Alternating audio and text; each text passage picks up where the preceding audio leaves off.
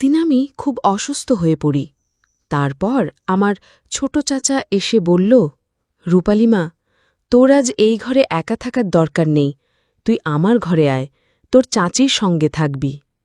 আমি তখন বললাম, আমি আমার ঘরে একাই থাকতে পারব।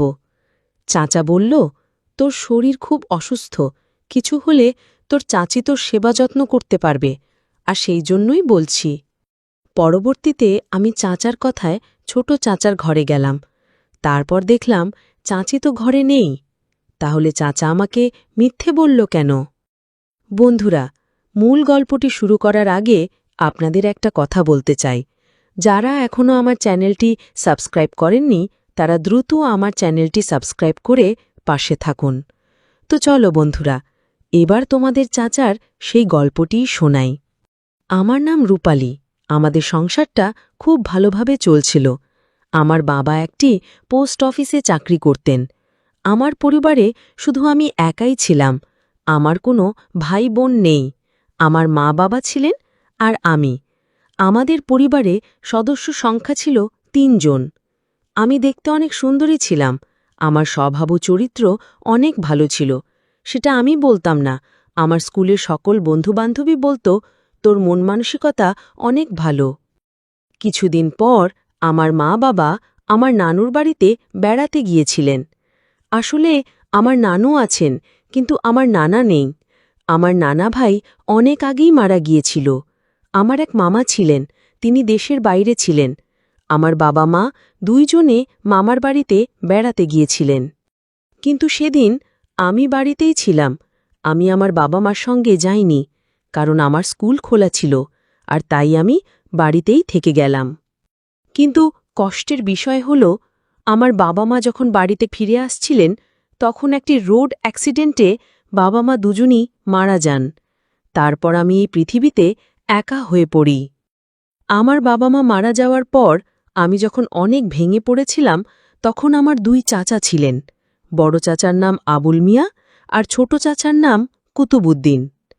তখন বড় চাচা আবুল মিয়া এবং ছোট চাচা কুতুবুদ্দিন আমাকে বললেন, তুই কোনো চিন্তা করিস না, তোর মা বাবা নেই তো কি হয়েছে, আমরা তো আছি। ছোট চাচা বলল, রূপালী আমার বাড়িতে থাকবে, আমি তাকে লেখাপড়া শেখাব, তার সমস্ত খরচ আমি বহন করব। কিন্তু বড় চাচা বলল, রূপালী তুই তোর ছোট চাচার কাছে থাকবি না, তুই আমার বাড়িতে থাকবে, আমি তোর সমস্ত লেখাপড়ার খরচ বহন করব, আমি তোর দেখাশোনা করব। আমি বুঝতাম না 2 চাচা আমাকে নিয়ে কেন ঝগড়ার সৃষ্টি করছে। কুতুবুদ্দিন চাচা বলল, রূপালী আমাদের সাথে থাকবে। আর বড় চাচা আবুল মিয়া বললেন, না, রূপালী আমার সাথে তার চাচির সাথে থাকবে। এই নিয়ে তারা দুজন ঝগড়া লেগে পড়ত। কিন্তু আমি বুঝতাম না তারা কেন এভাবে আমাকে নিয়ে এত লড়াই করছে, এর পিছনে কি উদ্দেশ্য আছে। আমি তখন চাচাকে বললাম, চাচা, তোমাদের মধ্যে ঝগড়া করার কোনো প্রয়োজন নেই, আমি নিজেই বাড়িতে একাই থাকতে পারব, কেউ আমাকে দেখাশোনা করতে হবে না, আমার কারো খরচ প্রয়োজন নেই, আমার বাবা যে টাকা পয়সা ব্যাংকে রেখে গেছে সেই টাকা দিয়েই আমি আমার লেখাপড়া চালাব, আপনাদের কারও আমাকে দেখাশোনা করার দরকার নেই।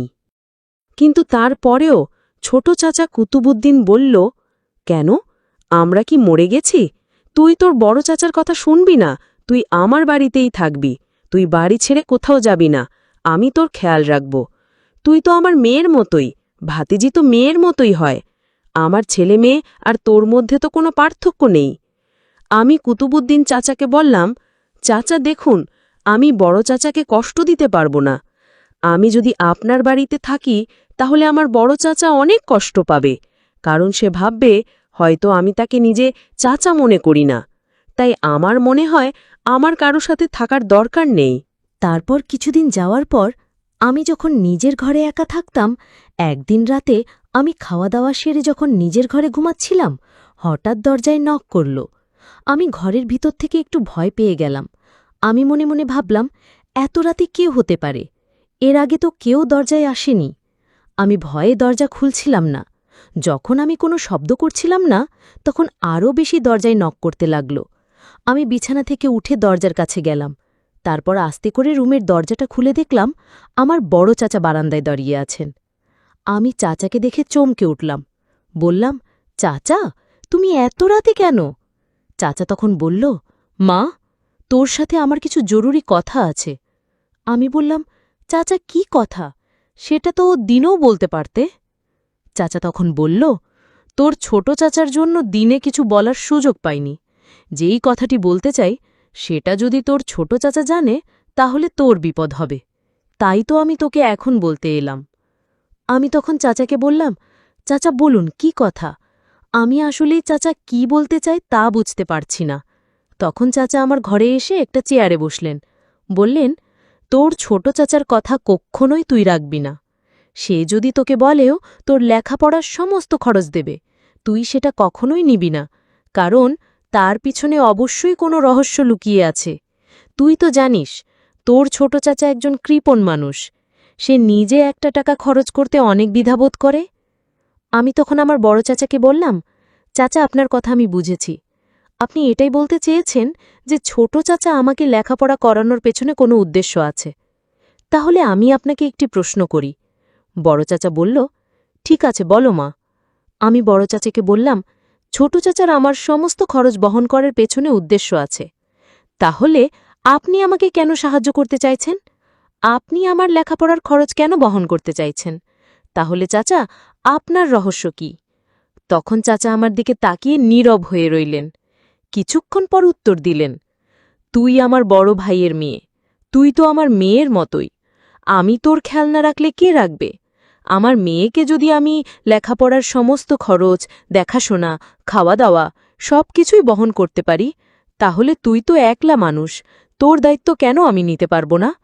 আমি যদি তোর খেয়াল না করি তাহলে বড় ভাইয়ের মৃত আত্মা কষ্ট পাবে, অভিশাপ দেবে। তাছাড়া তোর বাবা আমাকে বলেছিলেন, আমি যদি পৃথিবীতে না থাকি তাহলে আমার মেয়েকে তুই দেখাশোনা করিস। আমি তখন চাচাকে বললাম, চাচা, আপনি চলে যান, কালকে কথা হবে। চাচা চলে গেলেন। একদিন অসুস্থ হয়ে পড়ায় দুই চাচাই এসে আমাকে অন্য ঘরে থাকার পরামর্শ দেন। আমি তখন ছোট চাচার ঘরে গিয়ে উঠি। সেই রাতেই কিছু অস্বাভাবিক বিষয় আমার নজরে আসে, যেখান থেকে আমি তার সুন্দর ও ভদ্র আচরণ নিয়ে সন্দেহ করতে শুরু করি। ছোট চাচার ঘরে গিয়ে দেখলাম তিনি আমার জন্য অনেক খাবার আর ফলমূল এনে রেখেছেন। তিনি আমাকে বললেন, রূপালি, তোর বাবা মা নেই বলে মন খারাপ করিস না। আমি তোর বাবার মতোই, তোর সব খেয়াল রাখার দায়িত্ব এখন আমার। আমি অসুস্থ ছিলাম, তাই তিনি আমাকে যত্ন করে খাবার খাওয়ালেন এবং ওষুধও দিলেন। তার যত্ন দেখে আমার মনে হল তিনি সত্যিই আমার ভালো চান। কিন্তু রাতে যখন আমি ঘুমাতে যাচ্ছিলাম তখন ছোট চাচা এসে বললেন, তুই অসুস্থ, তাই কোনো অসুবিধা হলে যেন সাহায্য করতে পারি সেজন্যে আমি পাশের ঘরেই থাকব। তোর সমস্যা হলে আমাকে ডাকিস। সেই রাতে আমার আর ঘুম হল না, কারণ আমি চিন্তায় ছিলাম কেন আমার চাচা আমার প্রতি এতটা খেয়াল রাখছেন। পরদিন সকালে ঘুম থেকে উঠে আমি দ্রুত নিজের ঘরে ফিরে এলাম। আমি বুঝতে পারছিলাম না কেন চাচা এত বেশি আমার খেয়াল রাখছেন। আমার বাবা মা জীবিত থাকাকালীন তিনি কখনো এত খেয়াল নিতেন না। কয়েকদিন পর ছোট চাচা কুতুবুদ্দিন আমাকে নিয়ে তার বাড়িতে চলে যেতে চাইলেন।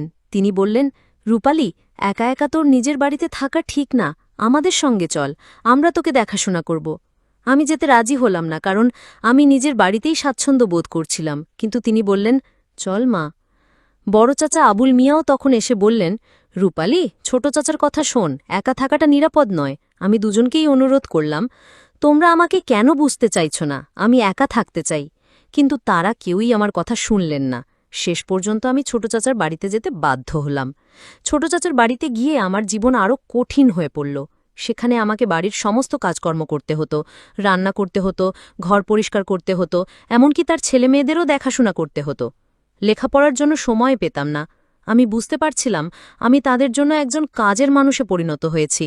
আমার মনে হলো তারা আমাকে নিজের মেয়ের মতো দেখাশোনা করার কথা বললেও আসলে তাদের উদ্দেশ্য অন্য কিছু। আমার মন ভেঙে গেল। আমি বুঝলাম আমার বাবা মায়ের মৃত্যুর পর আমি সত্যিই একা হয়ে গেছি। আমার মনে হলো আমার কোনো আশ্রয় নেই। আমি সিদ্ধান্ত নিলাম এভাবে আর চলা যাবে না। আমাকে নিজের পথ নিজেকেই তৈরি করতে হবে। আমার বাবা রেখে যাওয়া টাকা আমার লেখাপড়ার জন্যই ছিল, আর তা আমাকেই ব্যবহার করতে হবে। আমি চুপচাপ নিজের ভবিষ্যৎ নিয়ে পরিকল্পনা করতে শুরু করলাম। আমি জানতাম আমাকে খুব সাবধানে চলতে হবে, কারণ আমি এখন একা। এক রাতে যখন সবাই ঘুমোচ্ছিল, আমি চুপি চুপি আমার বাবার ব্যাংকের কাগজপত্র খুঁজে বের করলাম। আমি দেখলাম একটি নির্দিষ্ট অঙ্কের টাকা আমার নামে ফিক্সড ডিপোজিট করা আছে, এবং এর নমিনি আমি নিজেই। আমার চাচার আমার টাকা হস্তান্তরের কোনো অধিকার নেই। এটা জানার পর আমার মনে এক নতুন শক্তি ফিরে এলো। আমি চাচাকে বললাম এবং তাকে বোঝাতে চেষ্টা করলাম যে আমি কারো বোঝা হতে চাই না এবং আমি আমার নিজের পথ তৈরি করতে চাই। আমি বললাম, আপনার আমাকে আর কোনো সাহায্য করতে হবে না, আমি নিজের দায়িত্ব নিজেই নেব। চাচা প্রথমে রেগে গেলেও পরে তিনি দেখলেন আমাকে আর কোনোভাবে প্রভাবিত করা যাবে না। এরপর আমি ছোট চাচার বাড়ি ছেড়ে আবার নিজের বাড়িতে ফিরে এলাম। আমি আমার বাবা রেখে যাওয়া টাকা দিয়ে একজন গৃহ শিক্ষক রাখলাম এবং কঠোর পরিশ্রম করে লেখাপড়া করতে লাগলাম। আমি নিজের পায়ে দাঁড়ানোর প্রতিজ্ঞা করলাম, যাতে আর কখনো কারো সাহায্যের উপর নির্ভর করতে না হয়। কয়েকদিন পর আমার বড় চাচা আবুল মিয়া এলেন আমার কাছে। তিনি বললেন, আমি শুধু তোর ভালো চেয়েছিলাম। আমি তার কথা শুনে চুপ রইলাম। তিনি বললেন, যদি তোর কোনো সাহায্যের প্রয়োজন হয় তাহলে আমাকে জানাতে দ্বিধা করিস না। আমি তাকে ধন্যবাদ জানালাম এবং বললাম, আমি এখন নিজের পথেই চলতে চাই। এই ঘটনার পর থেকে আমি আরও সতর্ক হলাম। মানুষের প্রতি বিশ্বাস স্থাপন করার আগে আমি বারবার চিন্তা করতাম। আমি আমার বাবার রেখে যাওয়া শিক্ষাকেই আঁকড়ে ধরলাম, স্বাবলম্বী হওয়া এবং আত্মবিশ্বাসী হওয়া। আমার বাবা মা আমাকে ভালোবাসার পাশাপাশি যে স্বাধীনতার শিক্ষা দিয়েছিলেন তা আমাকে জীবনে এগিয়ে যেতে সাহায্য করেছিল। আমি এখন জানি, নিজের উপর বিশ্বাস রাখলে এবং সঠিক সিদ্ধান্ত নিতে পারলে আমি যে কোনো প্রতিকূলতা পেরিয়ে যেতে পারব। আমার জীবনে চাচার অপ্রত্যাশিত উদ্দেশ্য জানার পর আমি নতুন করে জীবন সাজানোর সিদ্ধান্ত নিলাম। নিজের বাড়িতে ফিরে এসে আমি নিজেকে আরও বেশি পড়ালেখায় মনোনিবেশ করলাম। বাবার রেখে যাওয়া স্মৃতির সাথে আমার দিন কাটছিল। আমি সকাল সন্ধে পড়ালেখা আর ঘরের কাজ নিয়ে ব্যস্ত থাকতাম। আমার স্কুল বন্ধুবান্ধবীরা আমার পাশে ছিল, বিশেষ করে আমার বান্ধবী অনন্যা। সে সবসময় আমার সাথে থাকত। অনন্যা আমার সব দুঃখ কষ্টের কথা শুনত আর আমাকে সান্ত্বনা দিত। ওর সাহায্য ছাড়া হয়তো এই কঠিন সময়টা পার করা আমার পক্ষে সম্ভব হতো না। একদিন অনন্যা আমার বাড়িতে এলো। আমরা দুজনে বসে গল্প করছিলাম। অনন্যা জানতে চাইল, রূপালী, তুই এখন কেমন আছিস? চাচার বাড়ি থেকে আসার পর তোর কি আর কোনো সমস্যা হয়েছে? আমি দীর্ঘশ্বাস ফেলে বললাম, আর বলিস না রে, সবকিছু এখন কেমন যেন অচেনা লাগছে। কাকে বিশ্বাস করব আর কাকে করব না বুঝতে পারছি না। অনন্যা আমাকে বলল, চিন্তা করিস না, আমরা সবাই তোর পাশে আছি। ঠিক তখনই দরজায় কড়াকার শব্দ হলো। রাত তখন প্রায় ৮টা। এই সময় কে আসতে পারে ভেবে আমি একটু অবাক হলাম। অনন্যাও আমার দিকে জিজ্ঞাসু দৃষ্টিতে তাকালো। আমি ধীরে ধীরে দরজার দিকে এগিয়ে গেলাম। দরজা খুলে দেখি আমার বড় চাচা আবুল মিয়া দাঁড়িয়ে আছেন, তার মুখে চিন্তার ছাপ। আমি কিছুটা অবাক হয়ে বললাম, চাচা, এত রাতে? তিনি বললেন, মা রূপালী, তোর সাথে কিছু জরুরি কথা ছিল। অনেকদিন তোর সাথে ঠিকমতো কথা বলতে পারিনি। আমি তোর জন্য কিছু ফল আর মিষ্টি নিয়ে এসেছি। আমি তাকে ঘরের ভেতরে আসতে বললাম। তিনি ভেতরে এসে বসলেন। অনন্যা তখন একটু দূরে সরে গেল, যাতে আমরা নিজেদের মধ্যে কথা বলতে পারি। বড় চাচা বলতে লাগলেন, রূপালী, তুই একা বাড়িতে থাকিস। আমার খুব চিন্তা হয়। তোর বাবা মা নেই, এখন আমিই তো তোর অভিভাবক। আমি তার কথা শুনে কিছুটা বিভ্রান্ত হলাম। তিনি তো এতদিন ছোট চাচার সাথে আমাকে নিয়ে প্রায় ঝগড়াই করেছিলেন। আজ হঠাৎ এত যত্ন কেন? আমি বললাম, চাচা, আমি ঠিক আছি। নিজের দেখাশোনা আমি নিজেই করতে পারি। তিনি আমার দিকে তাকিয়ে বললেন, না মা, তুই হয়তো বুঝছিস না, এই সমাজে একা একটা মেয়ের থাকা কতটা কঠিন। তোর বয়সে তোর বাবা মা তোকে একা রাখত না। তার কথা শুনে আমি তাকে পাল্টা প্রশ্ন করলাম, চাচা, আপনি কি বলতে চাইছেন যে আমি আপনার সাথে আপনার বাড়িতে গিয়ে থাকব? চাচা একটু ইতস্তত করে বললেন, আমি তোর ভালোর জন্যই বলছি। তুই আমার বাড়িতে তোর চাচির সাথে থাকলে আমি নিশ্চিন্ত থাকতে পারব। তোর বাবা আমাকে বলে গেছেন তোর খেয়াল রাখতে। আমি বুঝতে পারছিলাম না তার আসল রহস্য কি। একবার ছোট চাচা, এবার বড় চাচা, সবাই যেন আমাকে নিজেদের বাড়িতে রাখতে চায়। এর পেছনে নিশ্চয়ই কোনো বড় কারণ আছে, যা আমি এখনো ধরতে পারছি না। আমি বললাম, চাচা, এখন আমি আর কারোর বাড়িতে থাকতে চাই না। আমি নিজের মতো করে থাকতে চাই। চাচা আমার দিকে কিছুক্ষণ তাকিয়ে রইলেন, তারপর বললেন, ঠিক আছে মা, আমি তোকে জোর করব না, কিন্তু তুই একা থাকবি ভেবে আমার খুব চিন্তা হয়। যদি তোর কখনো কোনো সাহায্যের প্রয়োজন হয় তাহলে আমাকে জানাতে দ্বিধা করিস না। তিনি চলে যাবার পর অনন্যা আমার দিকে তাকিয়ে বলল, তোর চাচারা আজ কেমন যেন চিন্তিত মনে হচ্ছিল। তাই তো আমি মাথা নাড়লাম। আমার মনে হলো ঘটনাটি আরও রহস্যময়। কী কারণে তিনি এত বেশি আমার খোঁজ নিচ্ছেন তা আমি এখনো বুঝতে পারিনি। এইসব ঘটনার পেছনে লুকানো চাচার উদ্দেশ্য এখনো আমার কাছে স্পষ্ট নয়, এবং আমি জানি এর পেছনের রহস্য একদিন না একদিন প্রকাশিত হবেই। আমি বুঝতে পারছিলাম না কেন আমার চাচারা হঠাৎ করে আমার প্রতি এত বেশি খেয়াল করছেন। ছোট চাচার আসল উদ্দেশ্যটা জেনে আমি নিজেকে মানসিকভাবে প্রস্তুত করে নিয়েছিলাম যে আমি কারো করুণার পাত্রী হব না। কিন্তু বড় চাচার এই নতুন আগমন আমাকে আবার দ্বিধায় ফেলে দিল। আমি নিজেকে আরও বেশি পড়ালেখায় ডুবিয়ে দিলাম যাতে এসব চিন্তা থেকে দূরে থাকতে পারি। আমার বান্ধবী অনন্যা এই সময় আমার সবচেয়ে বড় সহায় ছিল। সে প্রায়ই আমার বাড়িতে আসত। আমরা একসাথে পড়ালেখা করতাম এবং গল্প করতাম। তার সাথে কথা বললে আমার মন কিছুটা হালকা হতো। একদিন অনন্যা আমাকে বলল, রূপালি, তোর চাচার কথাবার্তা কেমন যেন রহস্যময় জাগছে না? আগে তো তারা তোকে নিয়ে অত মাথা ঘামাতো না। আমি দীর্ঘশ্বাস ফেলে বললাম, হ্যাঁ রে, আমারও তাই মনে হচ্ছে। ছোট চাচার রহস্য তো বুঝতে পারলাম, কিন্তু বড় চাচার উদ্দেশ্য কি তা এখনও পরিষ্কার নয়। কয়েকদিন পর একদিন বিকেলে আমি স্কুল থেকে ফিরছিলাম। পথে দেখি আমার ছোট চাচা কুতুবুদ্দিন আমার বাড়ির সামনে দাঁড়িয়ে আছেন। আমাকে দেখে তিনি হাসিমুখে বললেন, রূপালি, কেমন আছিস? তোর খবর নিতে এলাম। আমি কিছুটা অবাক হলাম, কারণ তিনি আমার বাড়ি ছেড়ে আসার পর এই প্রথম এলেন। আমি বললাম, আমি ভালো আছি চাচা। তিনি বললেন, রূপালি, আমি তোর সাথে কিছু কথা বলতে চাই। মা, তোকে আজ আমি সত্য কথা বলবো। আসলে তোর বড় চাচা এবং আমি চেয়েছিলাম তোর বাবার রেখে যাওয়া সম্পদ এবং ব্যাংকে জমানো টাকা আমাদের হোক। আমরা চেয়েছিলাম যদি আমি তোর খেয়াল বা দেখাশোনা করি এবং স্কুলের খরচ সবকিছু আমি বহন করি, তাহলে ভেবেছিলাম হয়তো তোর বাবার রেখে যাওয়া সম্পত্তি, টাকা পয়সা এগুলো আমার হবে। তাই তো তোকে বারবার বলছিলাম যে তুই আমাদের সাথে থাক, আর তোর বড় চাচাও চেয়েছিল যে তুই তার বাড়িতে থাকিস। কিন্তু তুই একজন মেধাবী মেয়ে, তুই আগেই বুঝে গিয়েছিস যে আমাদের উদ্দেশ্য ছিল তোর বাবার রেখে যাওয়া সম্পত্তির ওপর। তুই বুঝে গিয়েছিস আসলে আমরা তোর বাবার সম্পত্তি পাওয়ার আশাই তোর দায়িত্ব নিতে চেয়েছিলাম। আমার ভুল হয়েছে মা, তোর বাবার সম্পত্তি, টাকা পয়সা আমার কোনো প্রয়োজন নাই। তুই আমাকে ক্ষমা করে দিস। পিছনে দেখলাম বড় চাচা এসে হাজির হলেন।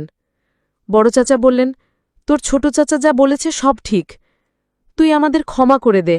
আসলে আমরা চেয়েছিলাম যে তোর বাবার সম্পত্তি এবং ব্যাংকে রেখে যাওয়া টাকাগুলো আমাদের হোক। যদি আমরা তোর লেখাপড়া এবং সমস্ত খরচ বহন করি, তাহলে একদিন আমরাই এই সম্পত্তির মালিক হব। কিন্তু এটা আমাদের ভুল ধারণা। তাদের দিকে তাকিয়ে আমি হাসলাম। আমি জানতাম তাদের উদ্দেশ্য যাই থাকুক না কেন, আমি তাদের কোনো ফাঁদে পড়িনি। আমার বাবা মায়ের শিক্ষা আর আমার নিজের দৃঢ়তা আমাকে সঠিক পথ দেখিয়েছিল। আজকের গল্পটি একটি পারিবারিক গল্প ছিল। সেই গল্পটি থেকে অনেক কিছুই শেখা যায়। গল্পটি থেকে কি বুঝলেন তা অবশ্যই কমেন্ট করে জানাতে ভুলবেন না।